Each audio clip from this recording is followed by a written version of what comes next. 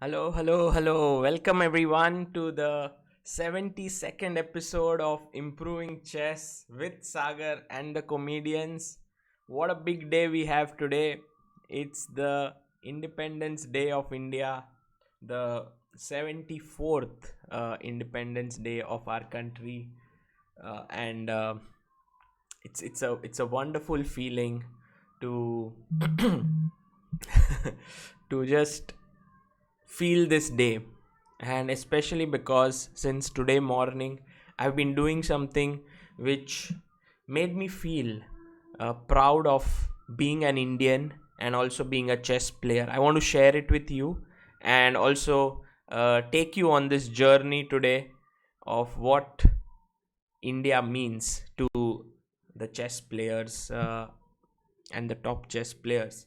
First of all, a big welcome to everyone in the chat.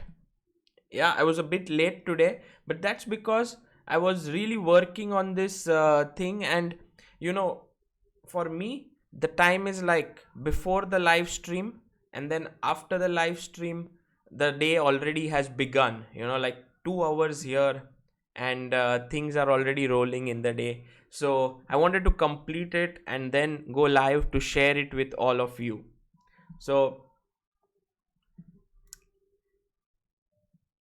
let me just pull up the chat so that I can see you guys, see what you are writing. Okay, so before we go on to some chess today, I want to share this uh,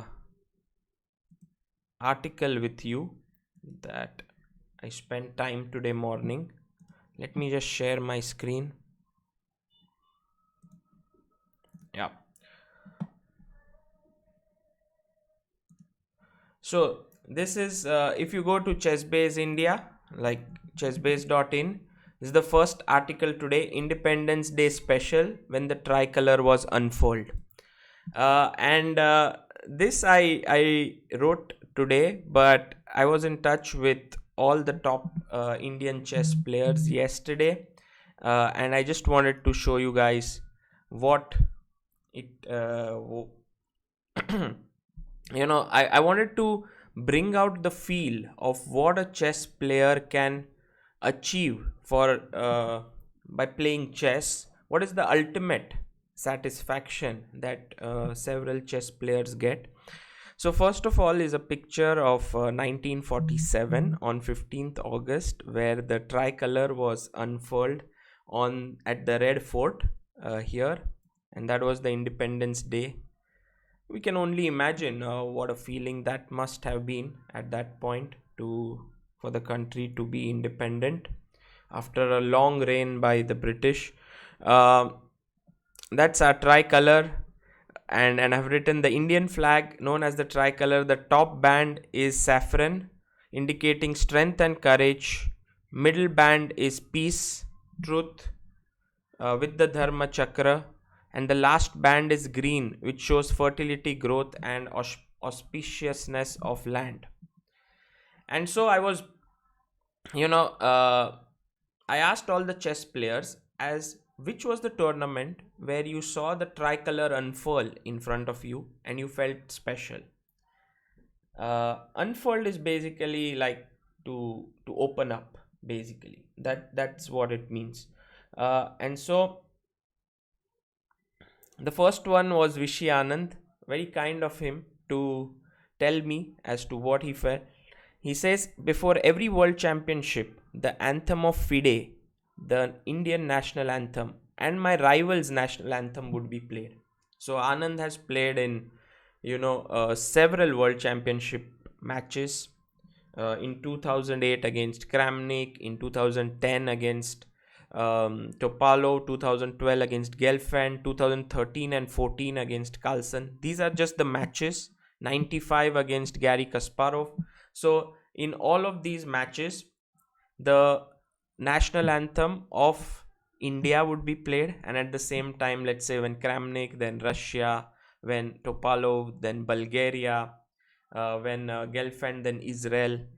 and he would say at that moment when the national anthem was being played, you look back on the months of work, personal sacrifices, your team that has worked so hard.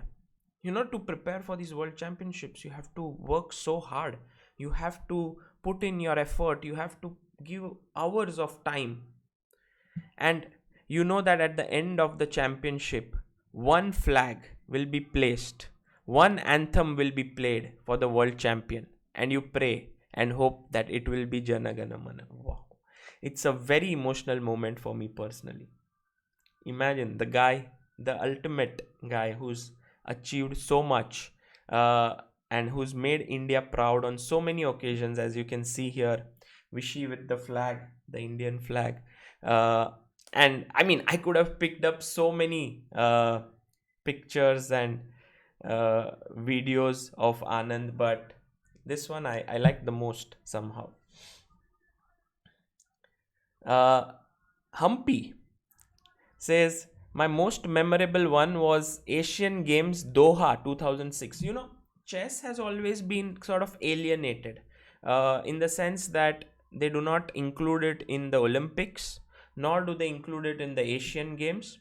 So that therefore we have our own Asian Championship chess, we have our own Olympiad, which is fine, but when it is included in the mix of things, then your medal becomes even more valuable, because this means it goes towards the medal tally of our country. And in 2006, chess was included in the Asian Games in Doha.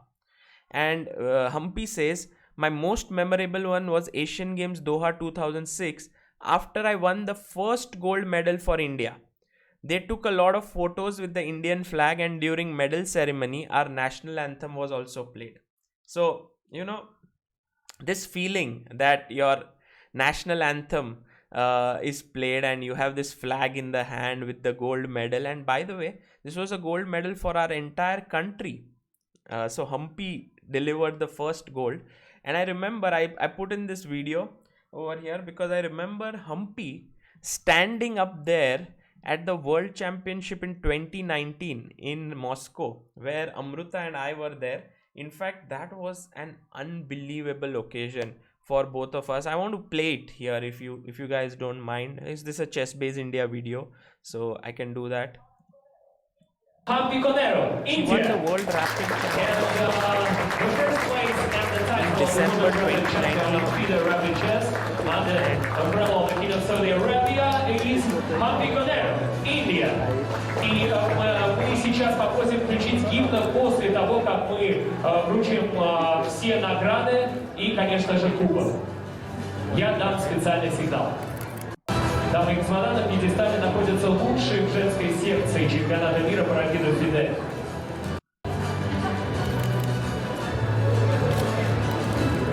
И вот сейчас ответственный момент, мы вручаем кубок Vaibhav and Biswa.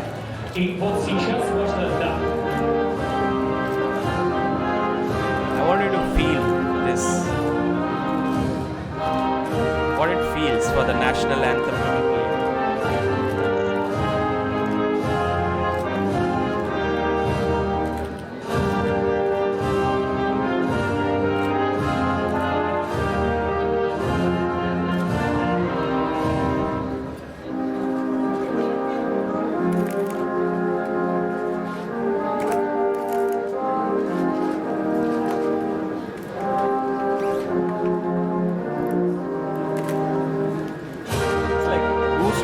When you're standing there are players from all across the world and the national anthem is played.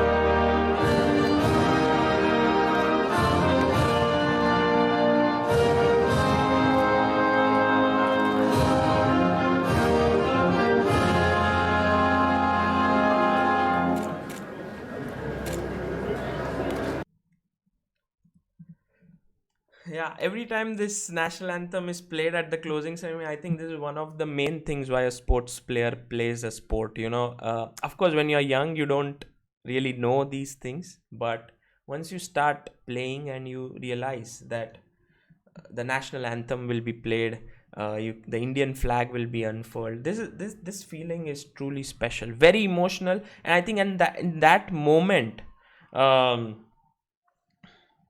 in that moment you feel like all your hard work, all the efforts you put in has been kind of, it's worth it.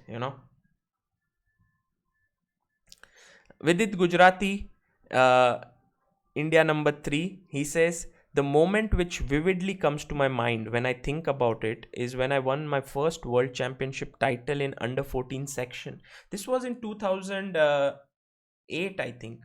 Yes. The world, actually 2008 was an amazing year for Indian chess. Why? Vidit won under 14 world title. Adiban won under 16 world title. Abhijit Gupta won world junior title. Harika won world junior girls title, and Anand beat Kramnik. So 2008 was like, I was a player at that time. If I was a reporter or a journalist, I would have been crazy, at that point. The world title was something I wanted to win since many years, and it finally happened in 2008. I remember standing on the podium flanked by players of different countries. In the crowd, there were my teammates and also players, coaches, and parents from several other countries. And then the national anthem was played. I remember feeling goosebumps at that time, and even now, when I think of it, it feels extremely special. Look at Vidit, cute little 14-year-old winning the gold. Adiban, look at Adiban's statement. Yeah, I love it. Adiban says, for me, the most special times have been when we won the World Youth Olympiad 2007 at Singapore, and when I won World Under 16 at Vietnam 2008. So this is World Under 16 he won, and also World Youth Olympiad is actually Under 16 team of India playing against the best Under 16 players in the world. It's like a 4-player team. Also, in recent times when Vichy won in Riyadh and Humpy in Moscow, the one we played, it was great to hear our national anthem played. Look at this last line. I have sworn that one day I will make it happen again. That's AD for you. By the way, Divya Deshmukh in the chat. Divya, welcome. And yes, of course, Divya is going to play at the online Olympiad soon. And I'm sure she's going to do a fantastic job. So it'll be great fun to watch that.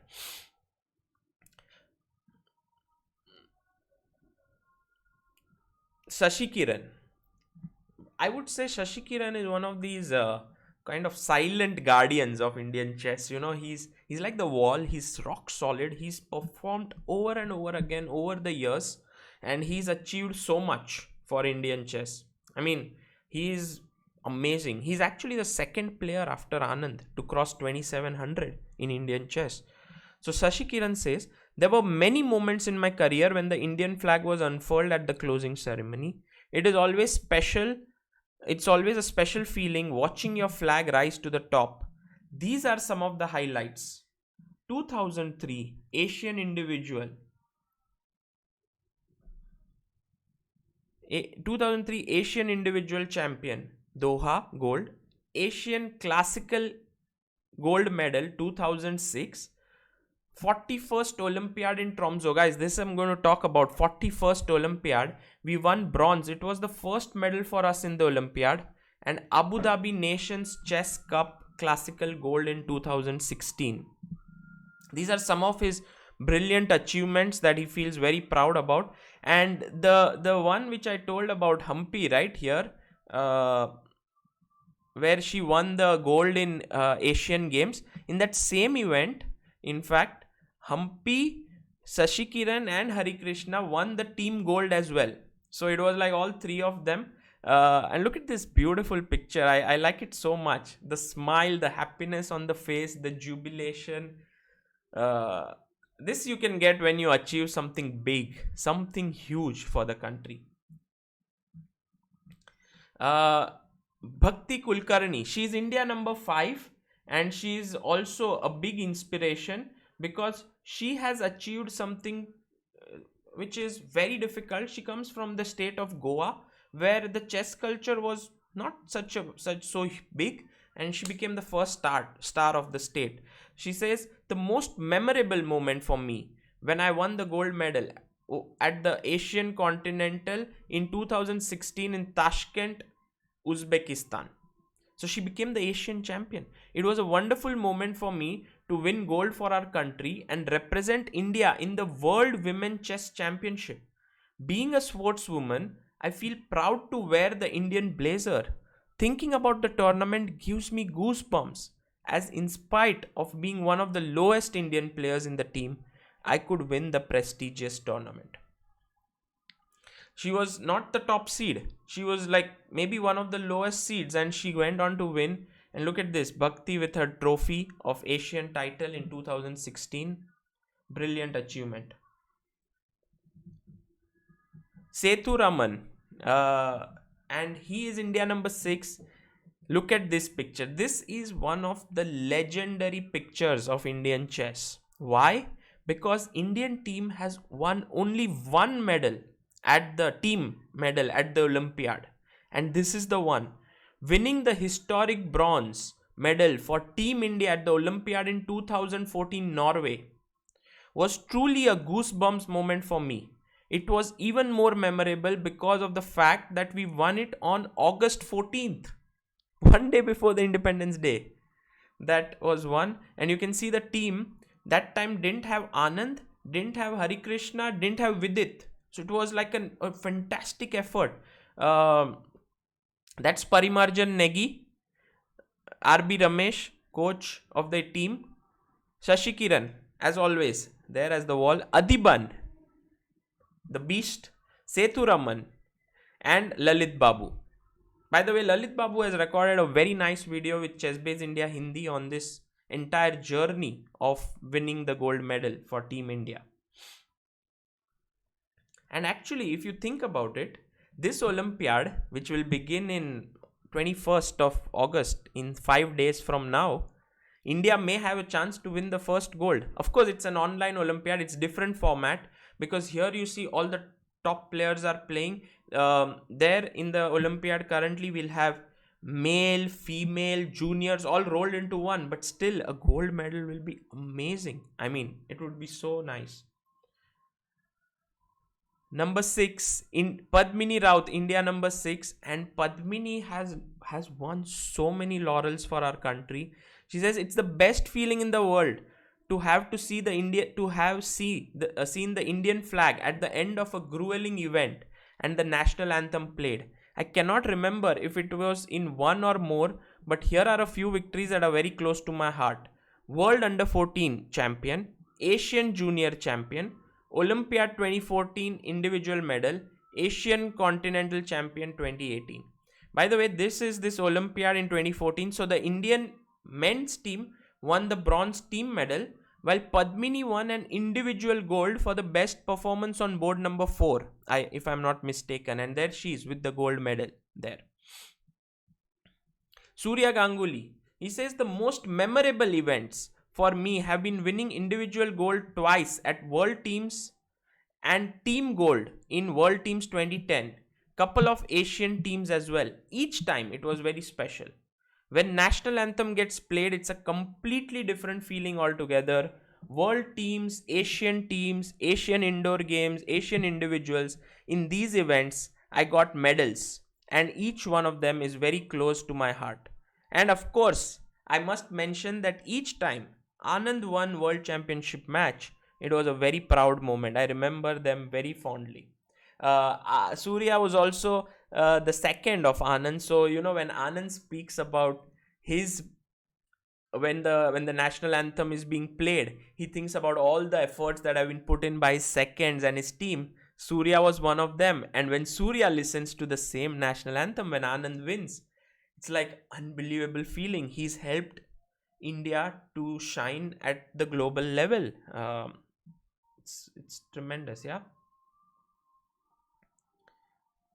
PV Nandida,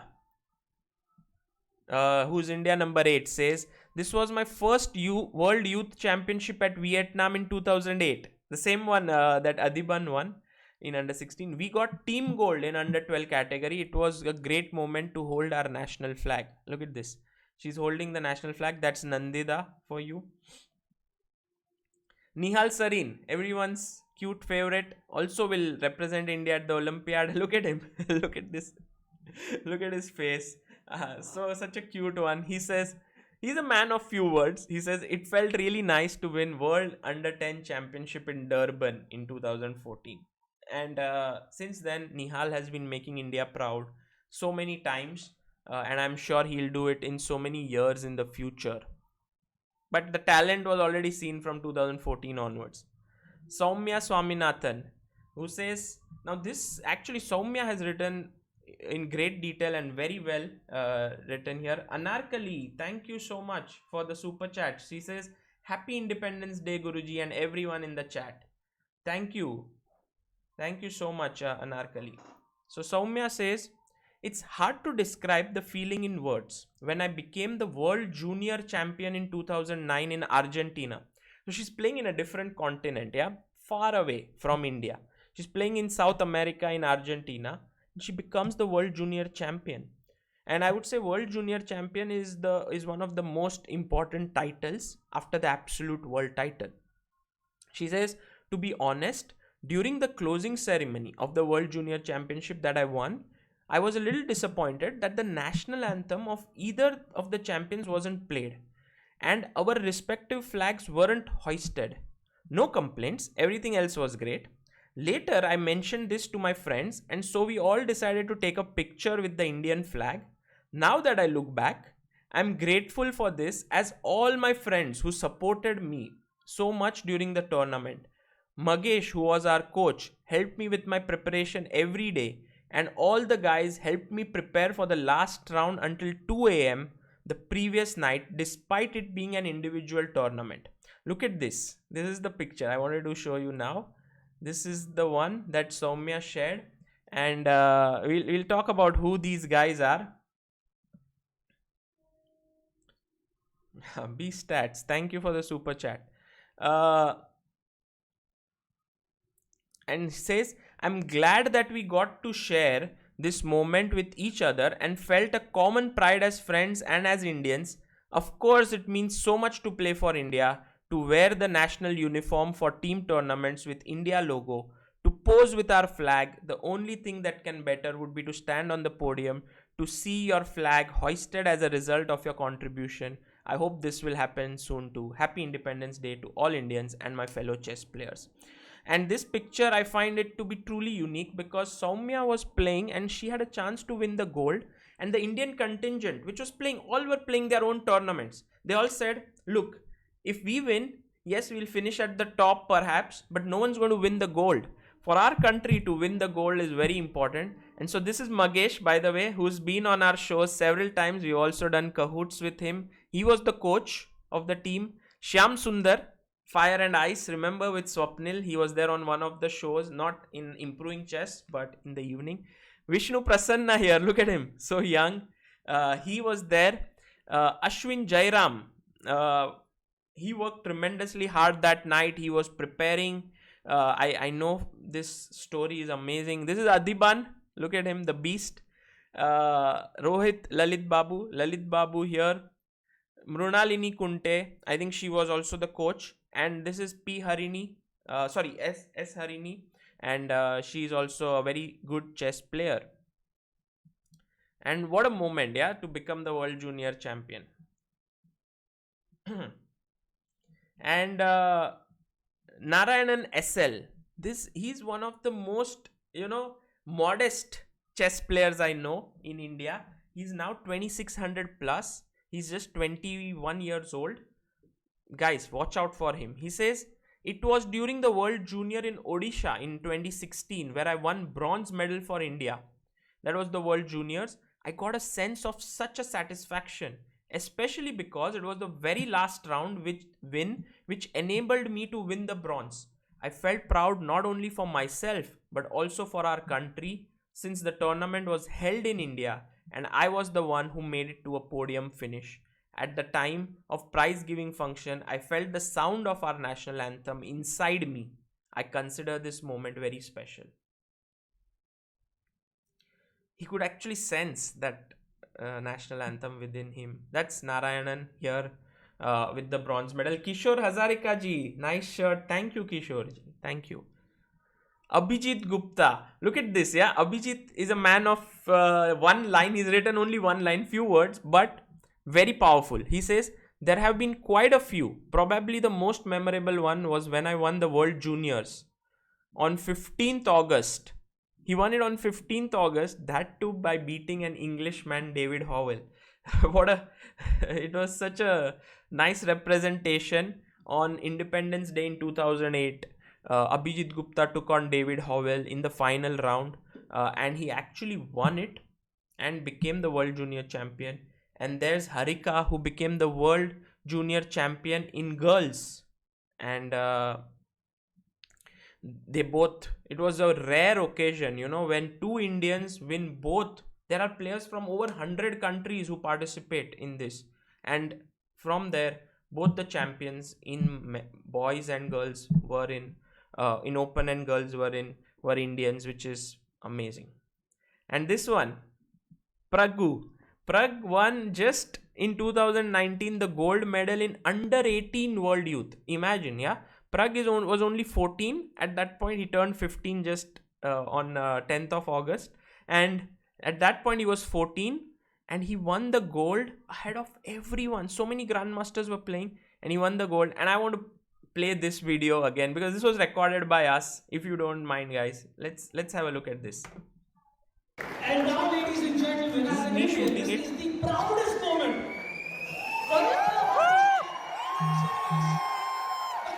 Champion in the open under 18 category is none other than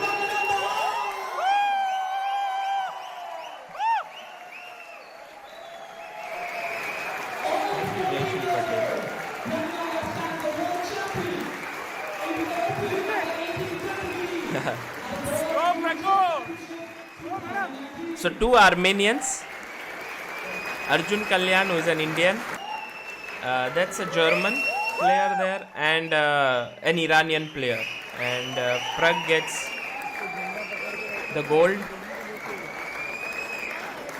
This was in Mumbai, guys, World Youth Championship.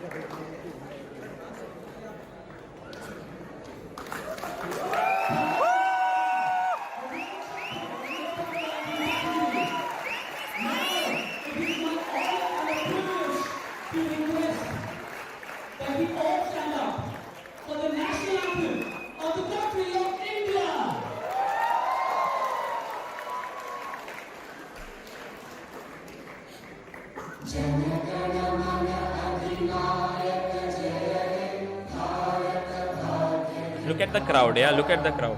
And these are players from all over the world who have come here. So many reporters.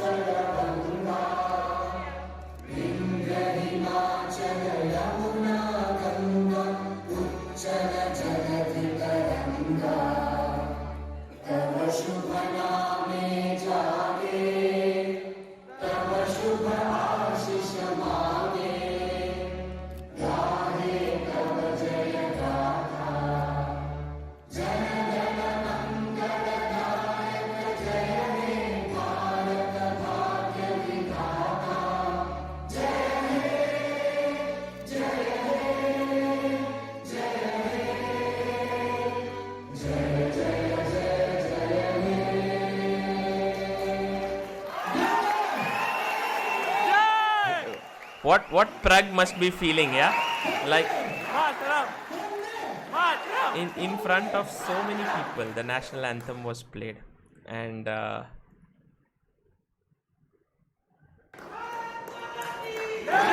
it was the highlight of this entire event happening in India. Congratulations to all the outstanding winners and the shining star of India, Pragananda R. Thank you so much for joining us.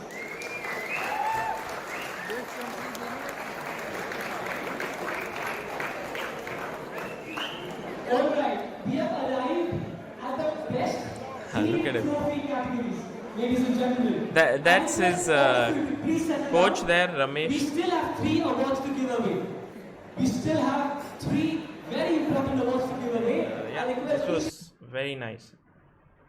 There's also interview with Prag. Well, let's hear National what he has anthem to say. was playing. How did you feel? It was, it was great. I mean, first when I went, they were shouting. No, it was like I was a bit nervous actually, and it's not easy. I think in national anthem, it felt really great. It's not the first time for you, yes, that the national anthem was played. Actually, I don't remember when I won the World Youth. That time, probably they had the national anthem, I guess. But yeah, I don't remember. But this is like, this is. I mean, this in India. India, no? yeah, when you So win everyone in was India and the national anthem is played, it's so much more special. So, guys, this was just a small. I tried to get the top 10 players of our country, and also Abhijit and Prag 11 and 12. By the way, we have Divya in the chat, who is also someone who's made the country proud on so many occasions. In fact, at this very event, if I am not mistaken, Divya won the silver medal in under 14 girls. And if Divya could tell me which was her favorite moment when the Indian flag was unfurled, I would like to show it here. If she's in the chat, I would like to do that. So, guys, basically, I would say that getting the Indian flag when you win an event is really a special feeling, and also I can say this from my experience. It's not like I was lucky that at one point in my chess career,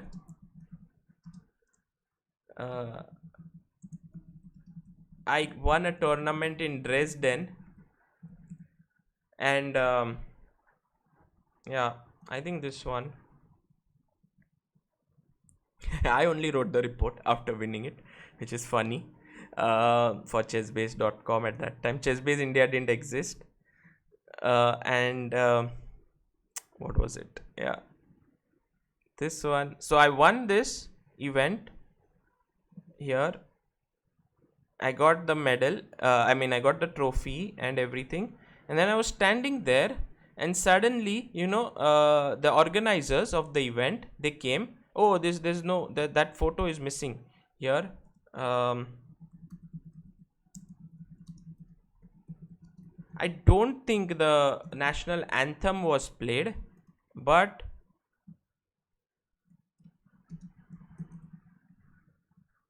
yeah, this picture, they brought the national flag, the flag of India, and I was there, and it felt so proud when I was holding that trophy for the flag, and you just feel it, yeah, like that you've done something special for your country.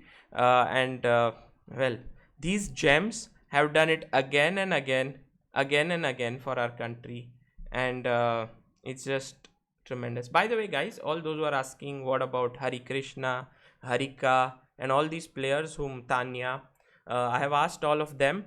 It's just that they haven't yet replied, and whenever they will do, I will put it in here. So of course that will happen. So that was about, and at some point I want to tell you the story of this Dresden Open, which I won, because I think I was an IM at that point, and there were some 29 GMs. So you see here, I was number 1 here. After that, there were GM. It was a very strong event, in fact, and winning ahead of all of them was really nice. And there were a lot of ups and downs, as it happens with any tournament that you win. And so I want to just some point share the story of that victory. Okay, so now that we have got this patriotic feeling within us, and I hope that some of you who are playing chess here will make India proud in the years to come, and if there are people from other countries, make your country proud. I think it's one of the best things that you can do with your sport. I wanted to talk about this being the 72nd episode, so I wanted to talk about an important thing that happened in 1972. So 1972, if you guys in the chat can let me know what was it that happened in this year in the chess world. If you guys can tell me, then I'd like to know. Sagar had black hair. Yeah, I had a lot of hair at that time.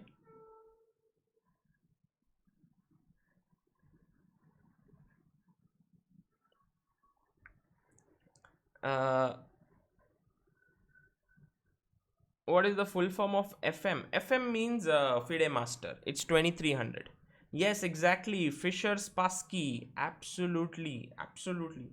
Fischer Spassky in 1972. I don't know anyone who has followed chess in his life at some point would know about Bobby Fischer, this genius, yeah, who just took the world by storm. And I want to talk about him a bit because this is the 72nd episode, and the match of the century was held in 1972. Now, why is it called the match of the century? Is because on one hand we had Boris Spassky. Okay, so if you see this is the image, one of the images of the world championship match. Let's look at a colored image. So here is our Fischer and here is our Spassky. So on the right we have Bobby Fischer, on the left we have Spassky, and this was called the match of the century because Fischer was an American and Spassky was Russian. And you know, ever since World War II happened, there was a Cold War between USSR and USA. The Cold War means that there's some tension between the countries, but there's no real war. So by 69 things were cooling down already, but when 72 this match happened, it was already, you know, everyone looked at it as USSR versus America. And so it was a moment of, you know, when chess boomed when you bring a political angle to something, or when you bring something more than just the sport, you know that chess is going, you know, that sport is going to be popularized. And this is when chess boomed a lot in 1972.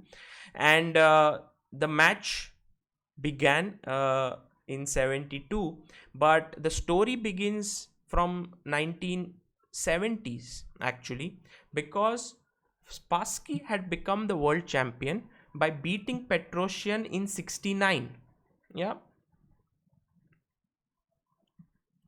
had beaten Petrosian in 69 and had become the world champion. So now, in order to challenge Spassky, you have to qualify first of all. So it's like if you want to challenge Carlsen today, you need to reach to Carlsen. And how do you do that? You have to play a lot of events. And so the first event that Fischer actually played was the interzonal in it was Palma de Mallorca. Yeah.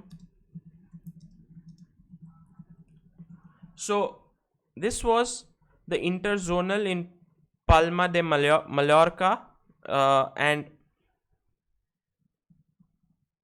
it was a tournament where some of the best players qualify. So here you can see Fischer, Larsen, Geller, Hubner, Taimanov, Ullmann, Portisch, Smyslow. It was an unbelievable event. Like, the strongest in the world had met. There were 24 players who played here, and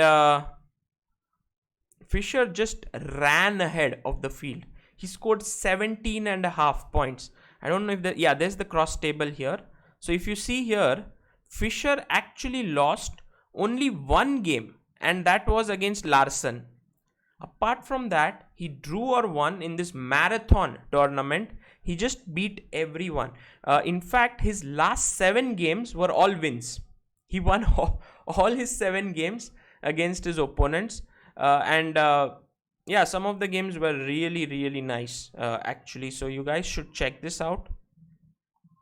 And the interesting thing is that Fischer had actually not even qualified for this event. If you look at it here, it was like, I remember having read it, that Fischer was not qualified, and at that point Benko, it was, if I'm not wrong,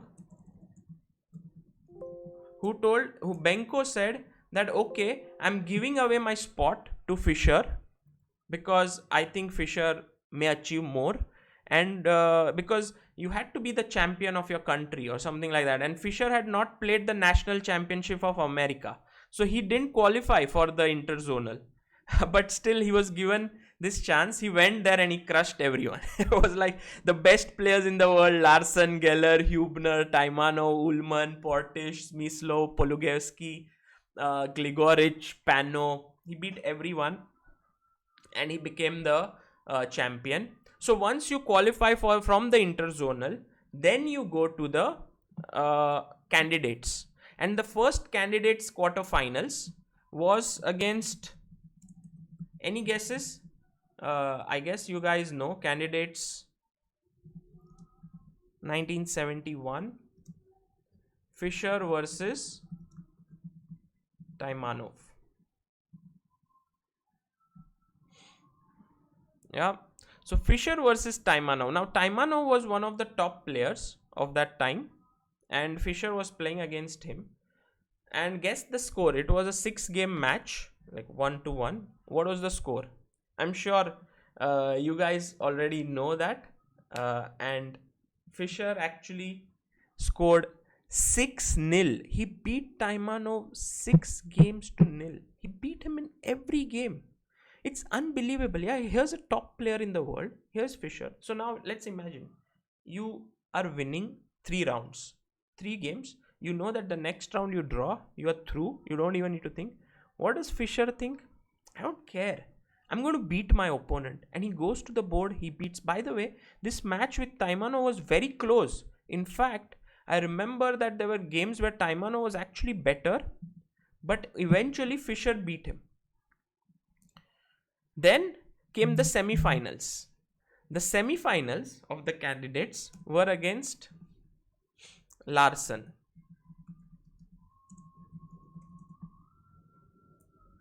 And then Fischer Larsen candidates happens in 1971. I think here's a picture. D. Griffin has written about it. Okay, there's Fischer. Look at the way he used to sit on the board.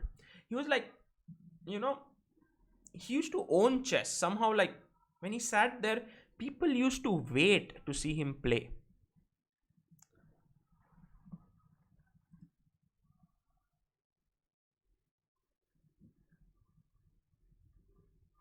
Yeah, there's some chess, but I wanted to see the picture of Fischer and Larsen. I don't think it's loading here. But so they both, yeah, here's one, I guess. Yeah, this one. And Fischer and Larsen played, and once again, what was the score? 6-0. 6-0. He crushed Larsen as well. Again, the same thing. And then came the candidates finals. It's the last hurdle before you move to the World Championship match. And whom was he playing against? He was playing against Petrosian. And against Petrosian gave a slightly tougher fight to Fischer. But yeah, I think in general, even this match, the score was, if I'm not wrong, 4.5, 1.5. No, 6.5, 2.5. It was a longer match. It was a 9-game match. And it was 6.5, 2.5. And Fischer just won this against Petrosian as well. I remember there was one game where Fischer said there was an opening mistake on move number 3. Let me just see if I can pull up that game and show you guys.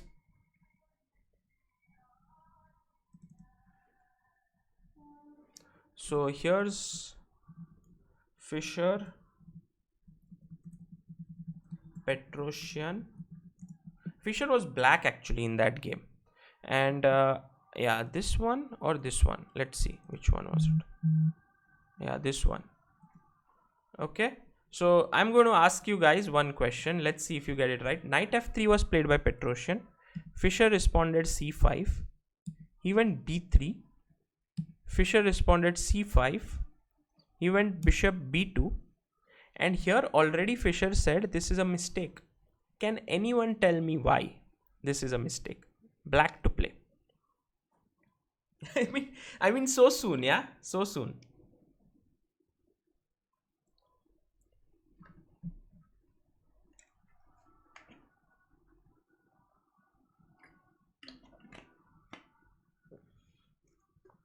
And reason, I mean, it's not a mistake as such, like a losing mistake or anything, but it just gives black a very nice position. So can anyone tell me why? Yes, very good. All the people who mentioned Ilam Parthi, good that you know this move, so you did not tell it. But still, I mean, very good. Very good, Shiv. The move that was played here was f6, and it was a very surprising move, but Fischer said you cannot really give me the center with e5. And basically what Petrosian wanted to do was, like, let's say you go knight c6 for example, then he would play e3. Then if you are trying to play queen c7, now we want to play e5, then he would just pin the knight. Basically he wouldn't allow you to take the center with e5. But here with the move f6, he just simply says, I'm just taking over the center. So here the game was very nice actually. c4, d4, d3, e5. Fischer took the center.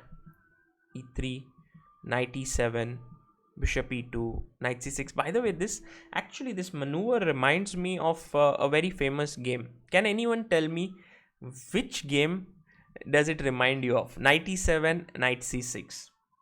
Anyone here who actually remembers this game? We have seen this in the live in our Improving Chess. Let's see if someone out there can tell me.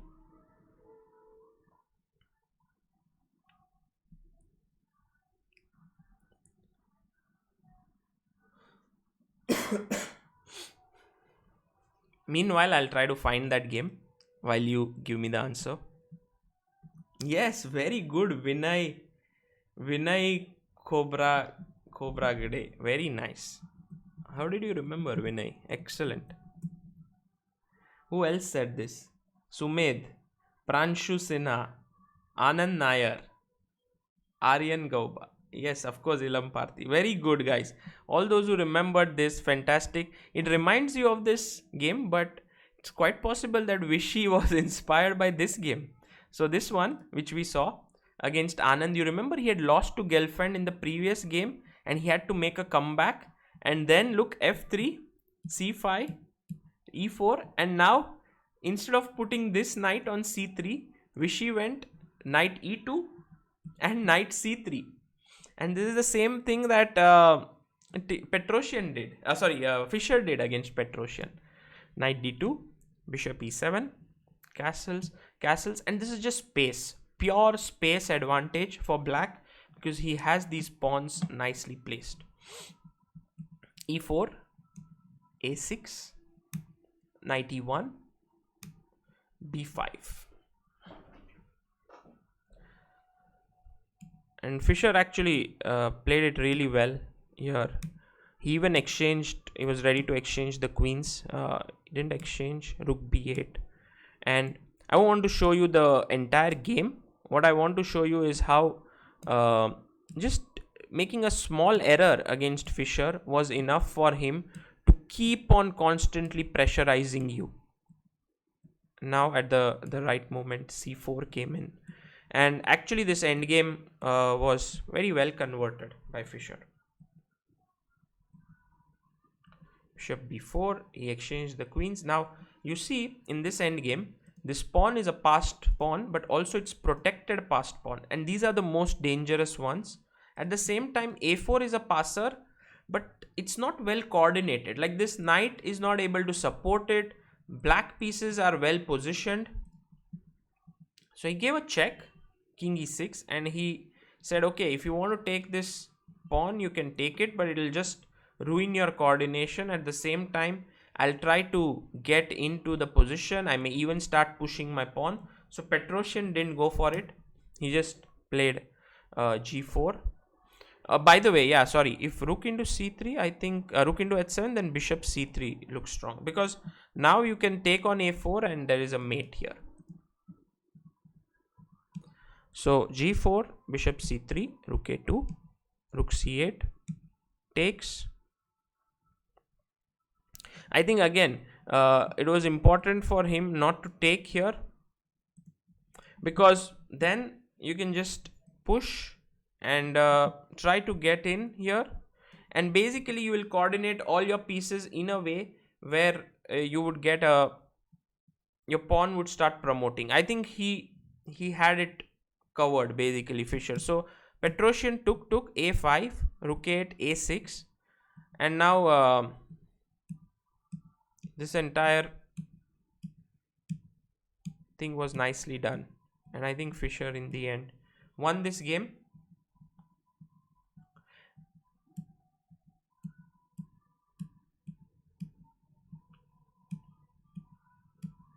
Somehow he managed to break through. King b3, rook 8, rook a1, and then finally, when Petrosian lost his patience, Fischer managed to win. Yeah, and he won the game. It was a very nice game, and with this win, actually, Fischer now qualified for the World Championship match in 1972, which is a big thing, and most important thing in his life. Now imagine Fischer as a young kid. Okay, he's a young boy. He always dreamt for one thing, that was to become the world champion, and now he's just one step away from becoming world champion. He was at that point 28 years old when he qualified, and he was considered to be one of the biggest talents in the world of chess. Now why? I'll tell you. The reason is, before Fischer, for 26 years, there were only world champions from Soviet Union. So let's say before him Spassky, before him Petrosian, before him Botvinnik, before him Smyslov, then again Botvinnik, Tal, all these people from Soviet Union, USSR, and no one could break through. And here comes a boy from America, and who's like, I'm going to crush all of you, and this confidence, without any coaching system, without any backing, he's like, I'm going to beat all of you. And this is what makes it special. And the world actually started taking note of Fischer when he played this beautiful game. It's called the Game of Century against Robert Byron. I don't know if all of you have seen that game, but it seems like a good time to check that out, because this was really the game which made Fischer the star. It was in 1956. I just want to make sure that I have Fischer's age correct.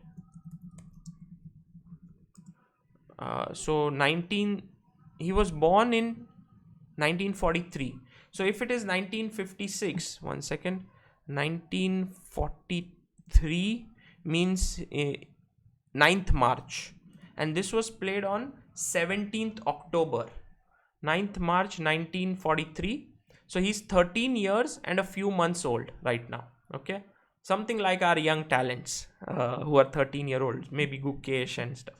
So yeah, many of you do know this game, but it's always nice to see it again. So Fischer is black, and he's playing against Donald Byron, not Robert. I'm sorry, Robert was his brother, Donald Byron. And there he played knight f6, c4, e6, g6, knight c3, bishop g7. Fischer always loved to play the King's Indian. d4, castles, bishop f4. And in this game, Fischer went for the Grunfeld setup. Because his opponent played bishop f4, he was like, I don't want to play the king's Indian with d6. I'll play d4. Yeah, many of you know this game, but always remember, it's better to always revise and refresh yourself. And many times, the same material which you see is, you can have a look at it in different perspective. This is what I want to also inform you guys, that many times we look at, let's say, this game when we were young and we understood it in a different way. Now with all our positional understanding, tactics and all, we will understand it in a different manner. So queen b3, and here Fischer took, and there are many moves which are interesting here, but Fischer played the most passive way, c6. And this is considered, and I would already say that after e4, white has a solid edge here. But okay, at that point, Fischer was not like, I'm going to beat you in the opening or an opening expert. He just developed rook d1, knight b6, and now queen went to c5. Of course, queen could have gone back to d3, but he went queen c5, and now Fischer went bishop to g4, pinning the knight. And he's trying to put some pressure on the d4 pawn at some point, finishing his development. Although white has nothing much to worry, he could just continue with bishop e2. But he went for the move bishop g5. And here's my first question to all of you here in the chat. What was the brilliant move that Fischer played here? Nishan Das says, I have seen it when I just started playing chess, but I didn't understand. ChessBase India, Byron is pronounced as Burn. Okay, Shivam Chaudhary, thanks. Okay, so I'll pronounce it as Donald Byrne. Now, if you look at this position, you will see that there's one factor which is clearly in white's favor. In white's favor, which is the center control. He has a very good center. But there's one factor which is in black's favor, which is that white's king is right in the center. It's going to take him at least another move to castle. So if you can do something now, you're going to catch this king in the center. So what was the move that was played? You guys are very, very strong here, and you already know it. Some know it, some actually, but all those who do not know and also found this move, knight to a4, fantastic, well done. Knight a4, the point is now this knight has to be taken, or otherwise I'll take and then I'll pick up this pawn. So let's say if you take on a4, okay, the knight, then I take on e4. Now I attack your queen and I also attack the bishop. Let's say he takes on e7 here, which looks like normal move. What would you play here? Because if you took on c5, he will take on d8. I think you can take on a4. It's already, it should be better for you. He took, and rook e8 check first, and then takes. And I think black is winning because the bishop is hanging and also the pawn is hanging. So this is winning. Knight e4, if he plays queen c1, trying to defend the bishop here. What's the move that you can think of in this position? It's a nice move actually. Think. See, these are the tactics that Fischer thought as a 13-year-old. When you play a move like knight a4, it's not like you know what your opponent is going to play. In the game, Byrne played queen a3, but he didn't know that he was going to do that. So he had to actually calculate knight e4, knight a4, knight e4, queen c1.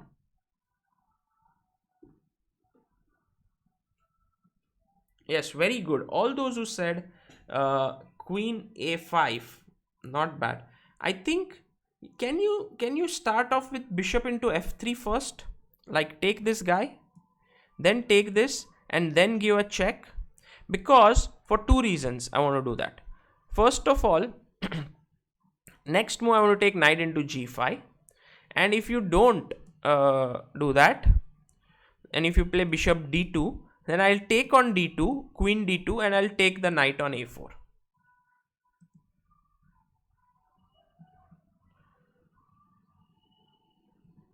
Queen f5 check. Okay, I guess bishop f3 is also possible. Knight c3, bishop into f3, g into f3, and knight g5. And you see, you recovered your piece, you spoiled his structure, you won a pawn, completely winning position for black. So those were some of the tactics that had to be seen. Queen a3 was played in the game, and he took, and now came knight takes e4.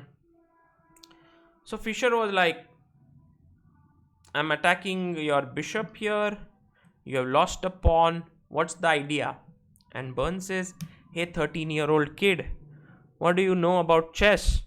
I'm here to attack your queen and rook. Don't you see this? And so, what did Fischer do here?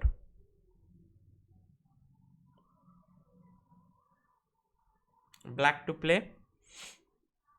Let's think.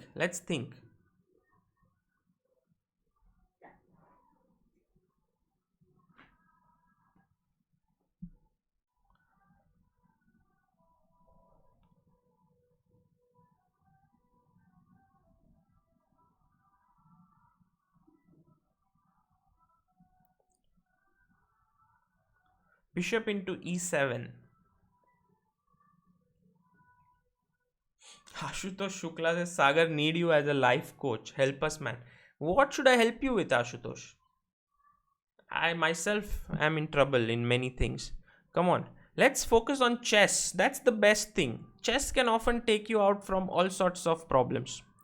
Okay. Many of you are saying rook e8. Guys, what's your plan to bishop into d8? Doesn't that lose the queen? Sachin Ranade, thanks for doing this. Helpful, better than GM streams. I don't know if it is better than any GMs or anything. It's just that there's a lot to learn about certain things, and as Sarvanan also mentioned yesterday, the best way to learn about certain things is through stories. If I can tell you Fischer's story, well, you will remember it for the rest of your life. If I just showed you this game, maybe not. Many of you now say queen e8. But that's what, I mean, rook e8 would be the most ideal move if after bishop into d8, you are okay. I mean, if you are winning. But how do you win after bishop into d8? Is there any way? Like you play rook e8, he takes your queen, and then what do? Maybe knight into c3? I don't know. King d2.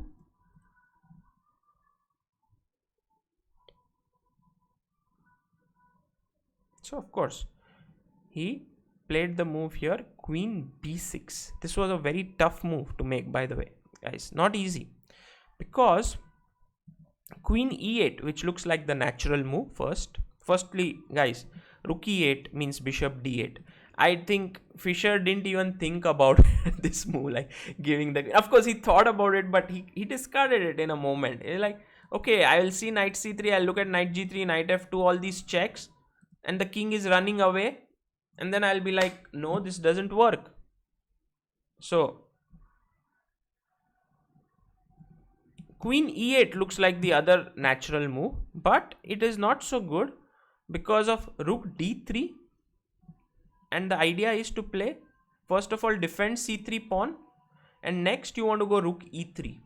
It's a strong move, and it gives white a playable position. Okay, so Fischer went queen b6. He was like, okay, you want to take on f8? Yeah, fine, take it. I will take on f8 back and attack your queen. If you then move your queen somewhere, let's say to c1, then I'll pick up the c3 pawn. Well, what into c3 then? And then the bishop on f8 becomes alive and gets to b4, pinning the queen. So you see, Fischer had planned this move as a 13-year-old. I keep repeating this 13 because at that point in 1956, a 13-year-old kid had much less access to chess information than what currently 13-year-olds would have. And that's why it was very special what he did. So, bishop f8 was possible. Bishop f8. And now let's say a move like queen c1 or queen b3. Both are possible. If queen b3, now I can take on c3, as we already know, because queen c3, bishop b4. He must take the queen. And then after a b6, you can see this is a complete better position for black. Firstly, he has a pawn for an exchange. He's attacking d1. He's attacking a2. He's ready to ruin the structure with bishop into f3. So let's say rook a1. There comes rook e8 check, king d2, knight e4, and then knight into f2. And somehow you can see this undeveloped guys and everything just makes the position horrible, for white. So let's go back and see the move. Queen c1, we already know here. Okay, first rook e8 is what the analysis says. I think even knight c3 should be equally good. Bishop e2 and now knight c3 is winning. Okay, so Burns says, smart little kid, huh? You have good tricks under your sleeve. I'm going to play the move bishop c4. Just develop the bishop, and the question is, can he just save the rook here on e8? Let's try to think. Maybe even you have seen the game, but I'm just thinking also, fresh thought. Why can't Fischer just save his rook now? What was Burns' idea? Because he's already pawn up, Fischer. Actually, not a pawn up, it's equal material. Yeah, so the point is he took on e4. The same time white took on e7, so it's not like a pawn up, it's just a position. So I think what Burns said is that I want to castle and I want to get away from this position very quickly. Yes, this was a classical game. Absolutely, this was a classical game.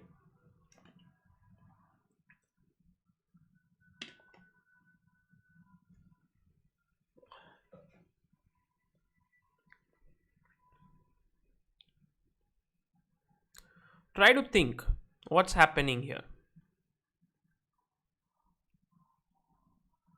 Yeah, all those who have seen the game say knight into c3. Very interesting move. And this is what actually Fischer played. Now, if you see rook f e8, which is the natural move, this question should come to your head. Why not rook f e8? Then white castles, and you see that it's not a matter of whether black is worse. Black is still better.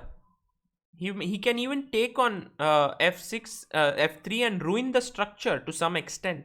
But he doesn't get the advantage that he got in the game. So here comes the move knight takes c3. Brilliant move by Fischer. And first of all, Burns starts to realize that actually this kid is giving blow for blows, like it's not just one move. He has repeated moves, back to back good moves. So now first question is, what happens if you take queen into c3? You can pick up this knight, but Fischer had prepared something here.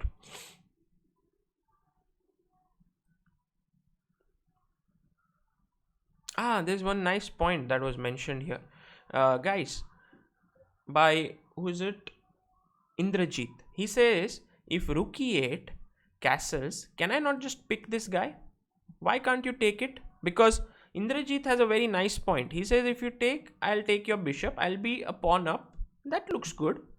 What's the problem here uh, for black? What is white's move?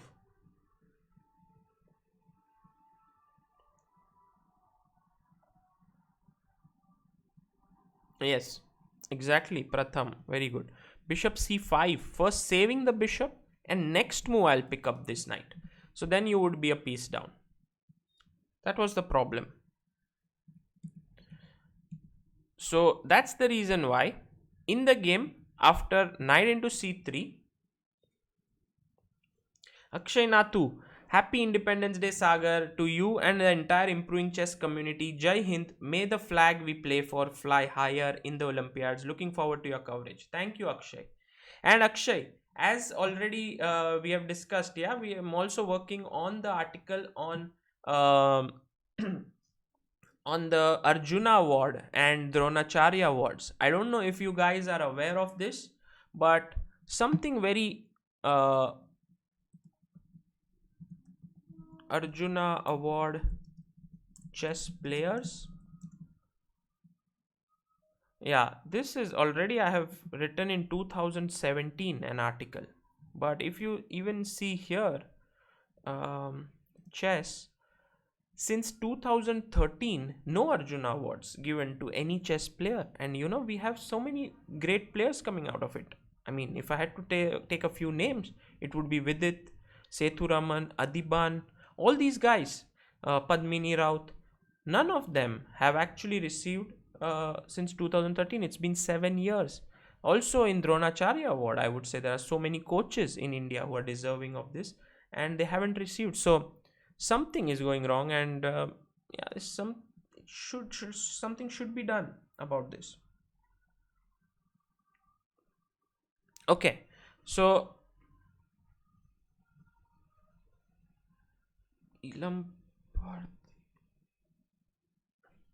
okay, so in the game, by the way, there is one more variation which I shouldn't miss. Castles, knight c3, bishop c5. Someone mentioned knight b5. Oh, nice, nice, nice. Because the point is, if I take here, you take here.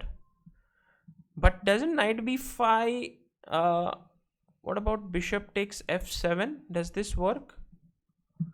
I take your bishop. If you take with the king, then I go check and I pick up your queen. If you just move the king away, then maybe now the rook is hanging, and in those lines I'll be better.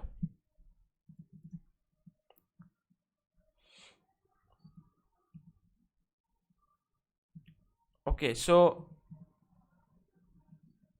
let's go back. Bishop c4 was played, and Byrne took on c3.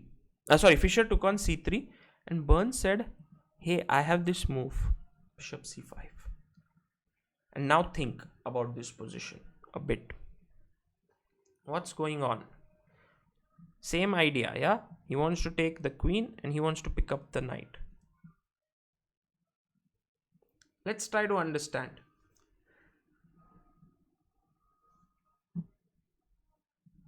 Let's try to understand what's going on. What are the moves that come to your mind? Rook e8 check, definitely one move. Yeah, I mean, why not? The other option is, of course, knight b5. But as we have seen, knight b5, queen b3 not only attacks this rook, also the queen, and the rook cannot move because then f7 is hanging. Some problem there. So in the game, he gave a check, right? This makes complete sense. And he tells him, where do you want to go with your king now? So Byrne says, if I go king d2, you will give me a check and you will pick up my bishop. I don't want that. But my king will be safe on f1. And this is where there's still some hope in the position. Okay, here. Now just think for yourself, black to play. And think of yourself as Byrne in this game. And try to think, you're playing against Fischer, a young boy, 13-year-old. You are attacking his queen. You are attacking his knight. Everything looks fine for now. And you feel you're going to win this game. Fischer had an unbelievable move up his sleeve. Very good. Everyone here knows. I like it so much. Jatin Sachdev says, what about rook f e8 knight e5? Good questions. Good questions. Jatin, rook f e8. What if here? First of all, let me think. What happens if I just take on e5? Does that work? Because if you take on b6 now, I can just go bishop d6 check and win your queen. Looks good to me.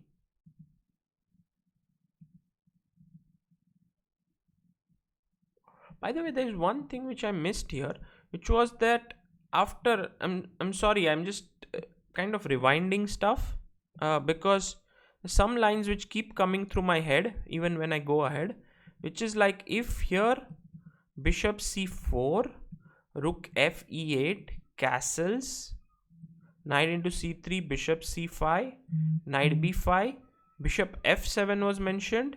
Yeah, king f7, queen b3, and now I was thinking actually bishop e6, and I wanted to just point out that knight g5 check comes. Sorry. Well, this is how chess players' mind works. Yeah, like they are thinking, suddenly something strikes to them. Also, maybe top players think in a more structured way, I guess. But anyway, so here it's your move, and bishop e6 is actually a beautiful move here. All those who found this, very well done. And Fischer actually, when he played this move, I'm sure that Burn would have been burnt completely. I mean, look at this. This move is the most amazing move you will see. Your queen is hanging, but Fischer says, I'm going to take the bishop. I'm going to give you check. You can't come here. You have to go back. You have to go here. I'll give you a check. And then look at savage Fischer. Yeah, he could just take this, but he's like, no, first I will take one pawn, then you go back, then I'll give you a check again, and then I'll give you a check here, then I will take.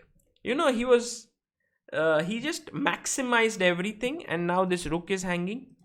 So queen b4, rook to a4. Okay, just trying to make sure we have everything covered here. Is after bishop e6, if he takes bishop into e6, you have to always realize the most natural moves, and whenever as a player you get a doubt, hey, why not this move, you shouldn't kind of bury it down. You should ask that question and you should try to find the answer.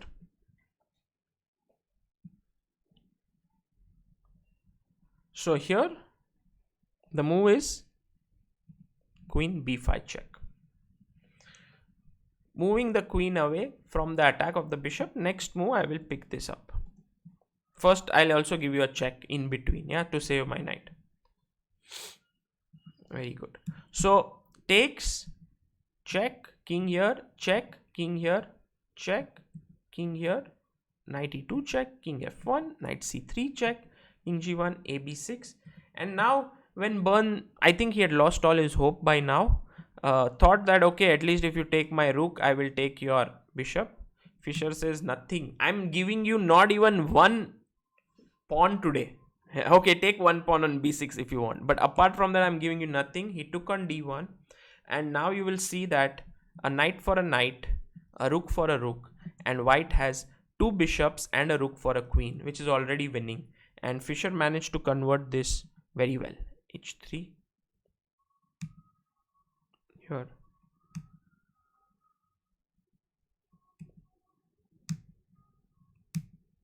Take, check. I mean, he drags the king out. This is a very nice finish. See, he doesn't even give a pawn. This shows 13-year-old Fischer's determination. You know, like he's like, I'm not going to give you anything. I'm going to play perfect chess. h5. You want to come in h5, h6? I will not allow you that as well. h5, king g7, check, king f1. And now look how the king is with one knight, two bishops and a rook. how they coordinate and checkmate the king. Check, check, check, and mate. Very nice, yeah. This is just brilliant game. By the way, Vaibhav Suman says queen b5 smothered mate. Actually, yeah, absolutely.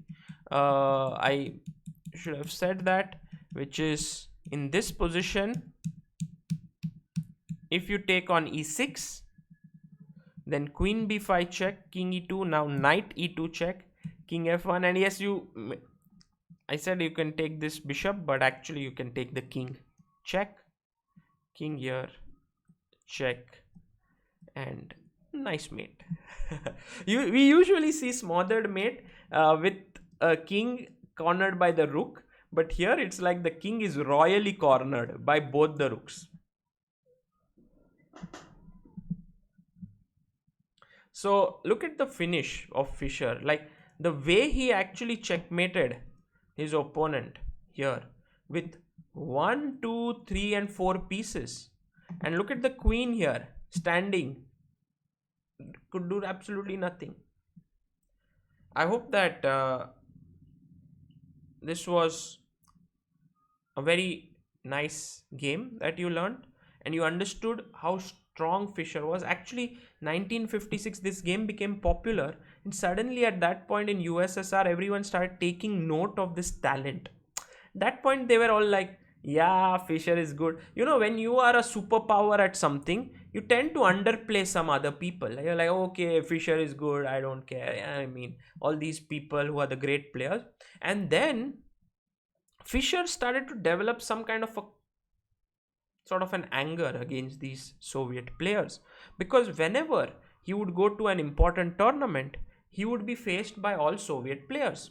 So, you know, there would be this Geller, Petrosian, Spassky, all of these people, and they would keep on making draws within themselves. And Fischer was like a lone warrior. He wanted to always fight. And so he complained many times, you know, if someone has not seen this move called pawn sacrifice, should watch that.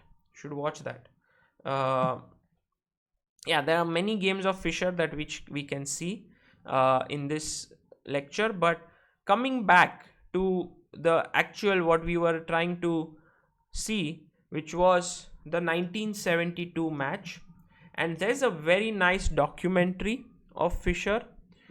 If you go to YouTube, and I will recommend this heartily to everyone, Fischer documentary, I think it's by BBC if I am not. There are 2 or 3, I think.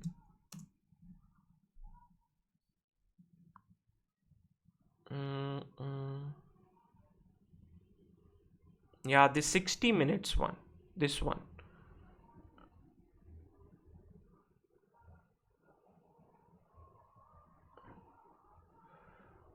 Try to figure out. Actually, there are some really amazing Fischer documentaries that you can see, and you can check that out. I think it was a one where, yeah, this one is definitely one to watch out for, this April 9th 1972 one, because he talks about the match. And so what started to happen was, yeah, Pawn Sacrifice is just an amazing movie. It's an amazing movie on Fischer. Tobey Maguire is the actor. This is the one. Although some parts of chess I did not like, you know, the way they showed it. But now let's look at it this way. So here's this guy, okay, Fischer, who has been constantly been under the shadow of the Soviet players, who's risen to the top. He's beaten Taimanov 6-0. He's beaten Larsen 6-0. He's beaten Petrosian 6.5, 2.5. Now he's going to face the ultimate barrier, that is Boris Spassky. And Spassky is the world champion. The entire USSR is backing him with all the grandmasters and everything. And Fischer is like, yeah, I'm going to play him. I'm going to crush him in the world championship match. But at the same time, Fischer is very demanding. he is not the world champion. He wants to become the world champion, but he's the world number 1 in terms of rating. His rating at that point was 2785, while Spassky was somewhere around 2660. So that was already 125 elo points difference between world number 1 and 2. That was because Fischer was crushing just about everyone, and he had gained this rating, and so he was like, I will not play in these conditions. I won't play here, I won't play there. And the match was actually going to be cancelled at some point, until a famous businessman came in and says, I will push up the prize fund. Actually, I want to really see Fischer Spassky 1972 on Wikipedia as to what the prize fund was of this.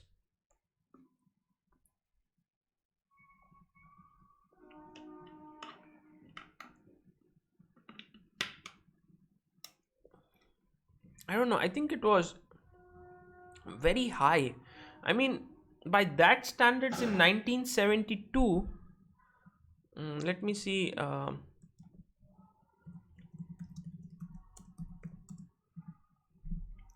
Yeah, one. Is it this? Yeah, here it is. It's given here. Prize fund. Yeah, here is it. Fischer, for some time it was doubtful that the match would be played at all. Shortly before the match, Fischer demanded that the players receive, in addition to the agreed upon prize fund of $1,25,000. These days, when the World Championship match happens, the prize fund is $1 million. Yeah, something close to that. 1 or 1.5, sometimes 2 if it's really well funded. This was like 1,25,000. 30% of the 5/8 to the winner, 3/8 to the loser from this. And there were other 30% of the proceeds from television rights, 30% from box office receipts, and so and so. And Fischer was not going to play. He was not going to Iceland to play the match, and he got a call from Henry Kissinger, who was at that point, I think, the Secretary of State. A very close aide of Richard Nixon, who was the president at that point. And Fischer was just not going, and this was a matter of national pride. So Kissinger had to call him, and then Fischer actually went there. He played, and I think there was someone, Jim Slater, who actually increased the prize fund, doubling the prize fund. Jim Slater was like, Fischer should play. I'm ready to double the prize fund. So at that point, by today's standards, that's like 1 crore rupees nearly, yeah. And he just doubled it. So in terms of inflation, it would be much higher than today's prize fund. So Fischer got ready. He came to the match, okay, and then I think many of you know this story, but it's worth telling somehow. Fischer Spassky, and it's good to know that Fischer had never beaten Spassky until then in the World Championship matches, in any format, in any classical game. So if you see, this is Fischer Spassky. They first played in 1960, Spassky won. Then they played in 1966, Spassky won. Then 2 draws. Then in Olympiad, which was actually very close to when Fischer was at the top of his game, he lost to Spassky, which was a big loss for Fischer. Then came the World Championship match directly, and they played the first game. And they let me just take you through the moves. Fischer was black. I would also say I want to show you this entire setup. So by the way, they reached a very equal like position, very symmetrical, equal position. b4, bishop e7, bishop b2, bd7, and then somehow, yes, white has more space, but Fischer managed to exchange everything, and he equalized stuff. He equalized the game. Knights also were exchanged. Fine, everything is good, yeah, until now. And then b5 was played. And let's just go here and see.